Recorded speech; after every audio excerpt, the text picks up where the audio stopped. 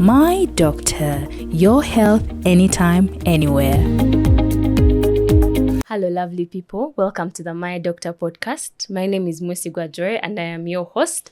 So for those who are new around here, on this podcast, we basically discuss health, all aspects of health, mental health, gynecology, pediatrics, IMED, general health, everything to do with health.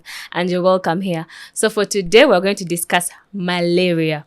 Did you know that 500,000 people die in the world of malaria? Yet it's something that seems common. So today we're going to discuss malaria, and I'm here with our guest. You're welcome, Dr. Obonyo. Thank you, Joy. Yes, could you please introduce yourself to our viewers? I am Dr. Collins Obonyo. I am a medical officer working at Bethany Women's and Family Hospital. It's a pleasure to be here to share in a very pertinent issue that is malaria. Yes, thank you so much. You're welcome. So let's dive into the topic already. So maybe we could start by talking about what causes malaria. I know it may seem like common knowledge, but some people may not know what causes malaria, how is it transmitted, and why is it that we still have it around, yet it's supposed to be common knowledge. Yes. It's an interesting topic because malaria is one of those conditions that is so common to us that people have even taken it for granted, and they even think it has reduced, or it is not as harmful as it used to be, which is very contrary. Malaria is parasitic infection. It is caused by Plasmodium species, which are tiny parasites that are transmitted by the female Anopheles mosquito. The male does not. The female needs our blood for reproduction. Yeah, so it takes a bite out of our blood and is able to transmit these Plasmodium parasites through its saliva. Yes, so that is how it is basically transmitted, and it explains why malaria is so common in our climates that are a bit warm, the tropics generally, that favor the survival of the mosquito. Yeah, so malaria is here to stay with us because the mosquito is native to our environment. Yeah. And you know, the question you asked about malaria still being with us, it very much so is still with us in a way that recently, I think in 2023, we had 12.6 million cases of malaria, which is quite contrary. In Uganda. Yes, okay. Just Uganda, which is contrary to what people think. You will meet a Ugandan who tells you, for me, malaria, I've not had malaria in 2 years or 3 years, but that does not paint the actual picture. It is really with us. And among these 12.6 million cases, around 7 out of 10 of them are affecting children under 5 years. So you can really see the gravity of the condition. Yeah. Okay. So after the mosquito has transmitted, what are some of the signs and symptoms that are common with malaria? Because we have so many diseases that give us like fevers. So how can I easily tell that this could be malaria? So unfortunately, malaria is first of all, it's a non-specific febrile illness, meaning it has fevers just like almost any other infection. And in some people, the fever may not even be the first thing you experience. You may experience non-specific joint aches, tiredness, headaches, which are all symptoms that are very common to the diseases we suffer from commonly. For example, a simple cough and flu will give you the same symptoms. You'll have the fatigue, a loss of appetite, headaches, and the fevers. However, this one is a bit academic and more common in the side of the doctors and generally health workers. We know that the fever of malaria happens in a pattern of sort of every 2 days, or what we call an intermittent fever. It does not form a flat line the way you would experience in a fever of maybe a throat infection. So typically, if maybe a child or let's say whoever is in your care at home has a fever that shoots so high and then drops. Shoots so high and then drops. And this fever is usually associated with chills, what we call rigors. They're quite aggressive. The patient shakes, feels very cold, wants to be in a blanket, but yet they are burning up. And then suddenly they are okay. Yes. So that is one of the only distinguishing features we can have for malaria. However, the other symptoms are so general, which is disappointing and has led to the mismanagement. Of malaria. So maybe you could talk to the audience, because I think most people, when they get fevers, they assume it's malaria and then they go into a cycle of self-medication, right? So I just have a fever, I go to the pharmacy, get like, they call it Coatam. I think they mean Artemether in my French. But I just go get Coatam and I think I'm going to be fine. And that could lead to complications. So maybe talk to them and tell them about self-medication and how dangerous it is. We are really fighting self-medication aggressively, especially in the modern era where we know that it is harmful to self-medicate. When you work in the consultation office, a mother will come with a child and will tell you, oh, doctor, the baby had a fever and I got a little Cotam. They all call it different names, Cotam, Coatem. I gave the baby a little Cotam and it's usually one tablet or two and they stop there. But the baby didn't get better. When they come to hospital and you ask them, oh, so what is the baby feeling? Tells you, the baby had a bit of a temperature. But in addition to the temperature, the baby has a cough, a sore throat.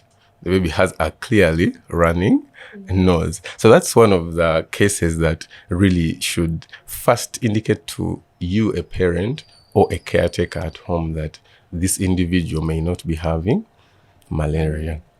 Of course, given that we are in sub-Saharan Africa, of those cases that we mention all over the world that of malaria incidents, the sub-Saharan Africa has around over 95% of those cases. So when we talk about malaria, it is an African disease. Not to own it, but it really happens almost only in Africa. So when we receive a child or an adult with a fever, it is criminal not to do a malaria test. You must always do a malaria test. However, malaria is not the only cause of fevers. And that is why we do those tests, because we don't want to treat people unnecessarily. Yes. So what are some of the complications that could arise if someone mismanages malaria or they needed to seek for help? And we've had malaria is one of those treatable conditions. It responds so well to medication, so long as the person that is treating you knows what they are doing and you have also sought medical care in time. So the complications of malaria are actually always due to mismanagement or delay in seeking health care. And the mismanagement starts from home. These are people we've talked about. Someone will start with maybe people have go-to medicines at home, or things like amoxil. I gave a baby amoxil. And then the baby keeps on getting worse. Remember, what we didn't talk about is when the parasite enters the body through that bite, the female Anopheles mosquito bite, the parasites move in the bloodstream. They access the liver, and that's where they start multiplying from. And as they multiply, they are breaking down liver cells. After they've left the liver, they go into the blood, and they also start multiplying in the red blood cells. So you can imagine each red blood cell is containing parasites that are multiplying over and over. And when they reach they overpopulate that red blood cell, it bursts. And when it bursts, it releases both the parasite plus other toxins. And it is those toxins that give us what we see as malaria. The body senses those toxins. The fever is like how you would say maybe the police responds to the presence of a theft or something. So it's sort of the body's defense mechanism, and it signals that you should start treating the condition early. However, the other toxins we talked about, they move around all over the body in blood. They go to places like the kidney. In the kidney, they can cause blockage of blood flow. They can cause actual damage to the kidneys because the body is trying to attack them. And in attacking them, the stray bullets also catch things like the kidneys. So those are some of the complications we get, kidney damage. And actually, researchers found that up to 1 in 2 people that have malaria in Uganda experience a level of kidney injury. Yes. And remember, we mentioned the incidence of malaria is quite high. At the end of the year, if you get 1,000 Ugandans, 478 of them have had malaria that year. So it is as common as flu. So you can imagine if we keep on mismanaging these patients, and the mismanagement starts from home. If they keep on self-treatment, they arrive when the kidneys have already been hit a bit, and kidneys don't heal like the liver. So if you started at 100%, malaria brings you down to a 90 or an 80, you continue with your life. Later on, when you get a disease that attacks the kidneys again, it's like you're starting with a handicap. You don't give the body a fighting chance. Yes. There are people who are at risk that we've not mentioned, unfortunately. The greatest population that is at risk is children under 5. Mothers are at risk because the placenta is sort of like it's a fertile ground for malaria.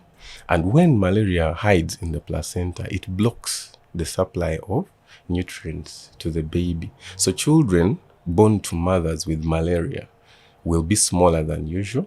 And we know that when a child is born when they are small, it means very many developmental milestones are going to be delayed. Yes. It is one of the commonest causes of abortions. When I say abortions, it doesn't mean medically induced. It's just what people call miscarriages. Yes. So malaria causes miscarriages. It causes intrauterine death, that is death of a child before the child is due. Yes, so those are some of the complications of malaria. Then, of course, in children, we have anemia. Remember, we mentioned that the actual science of malaria is reproduction within a red blood cell, overpopulating the red blood cell and bursting it. So that means our blood levels drop. That also complicates management of malaria. We have cerebral malaria. I think that one is a bit common. Yes, but it's also quite misunderstood. It's usually not the one people think it is. However, it's one of those complications of delayed treatment of malaria. And it also happens, though we mentioned that when malaria goes to the brain, it causes blockage of blood supply to the brain. So it's like you're getting multiple small strokes within the brain. And the brain also does not heal as well as the liver does. So you will find that someone carries on these micro damages, and that's how we end up with even epilepsy. Yes, because the brain is damaged, and those tiny areas of damage keep on causing convulsions, seizures. Yeah, so malaria it's easy to treat. However, the complications are sort of caused by our own behavior in its management. Okay. So how can we prevent malaria? How can we prevent these mosquitoes from getting to us? Because we don't want to even get malaria. So if I don't want to get it, how can I prevent? And the prevention is community-based. Yes, it's very important. There are few things that are ignored, but for a very long time, we've recommended clearing of bushes. We've recommended clearing of stagnant pools of water. Because you see, even the populations that are most affected by malaria currently in Uganda are the populations living in more of the lower standards of living. People who are exposed to swamps, people who are exposed to bushes. So that is one of the simplest ways to start. Yeah. The other thing that is just behavioral but has a very big component. For example, you see, we rarely see malaria in children under 6 months because of the way parents take care of those children. They are always in long-sleeved clothes, overalls. The mosquito has very little space to access those children. So even in children that are older, in adults who are older, you're living in a mosquito-infested area, you can actually put on long-sleeved clothes. It's a bit of a challenge because of the nature of our climate, but we may have to make do. Yes, long-sleeved clothes in the early evenings before you go to bed help a lot. Then we have insecticide-treated nets. Fortunately, the government has embarked on that. Yes, and it has been a very good campaign because, to be fair, we have reduced the incidence of malaria actually by around half, especially in young children below 5, using such measures. So in as much as the situation is still dire, we've actually made steps towards preventing malaria. First hold it there. You talked about nets, yeah? So you mentioned treated nets, right? Insecticide treated nets. But then we have an incidence where Ugandans, someone can have a net for like 15 years, 20 years. Is there like a time where maybe it should be retreated or it should be changed because someone, it even gets torn, they tie?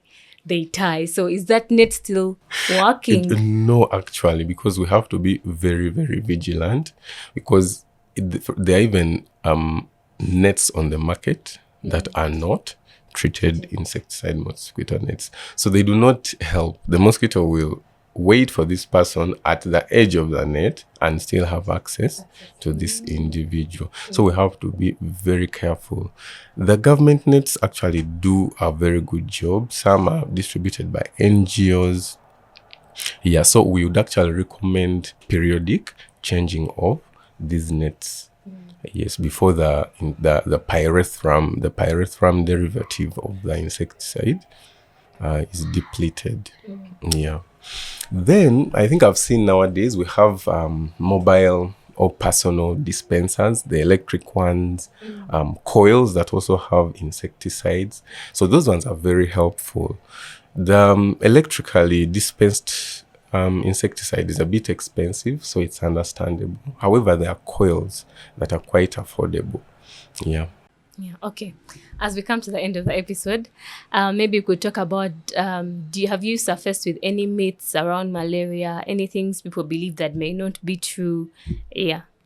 One of the commonest myths that is an everyday myth is there are people who think they can fight malaria on their own for some reason. Yes, someone tells you, I've had malaria before. The last time was, let's say, 10 years ago. So my body has developed an immunity against malaria. It's sorry to burst these people's bubble. Malaria you do not get permanent immunity against malaria. It's not like, let's say, measles, that when you get once, your body gets lifelong immunity. To use the common language, the malaria parasite is smart, just meaning that its techniques of accessing the human bloodstream keep on evolving. Yes, they keep on changing. So if your policemen or your antibodies were used to malaria 1, the next time they see malaria will be malaria 1.1. And that malaria 1.1 will simply just waltz in without any defense. So the need to protect ourselves against malaria is lifelong. And that's why one of our take-home messages should be the fact that around 1 in 2 Ugandans suffer from malaria every single year. Yes, statistically. Yeah. Okay. Thank you so much for teaching us about malaria. So as we end, I'd like you to talk to the people, any take-home message or any advice you'd want to give the people about malaria. It's been a pleasure sharing this message about a very crucial condition.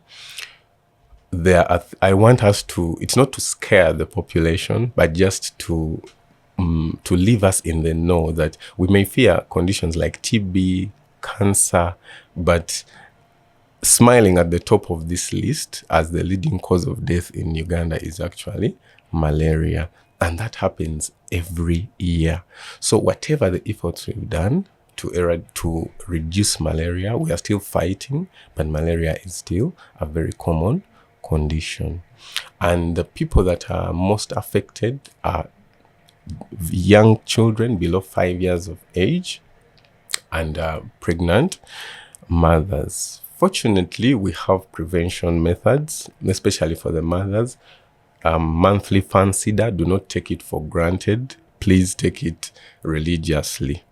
Then for children, we are getting vaccines, and the Ugandan schedule is going to include it starting this year.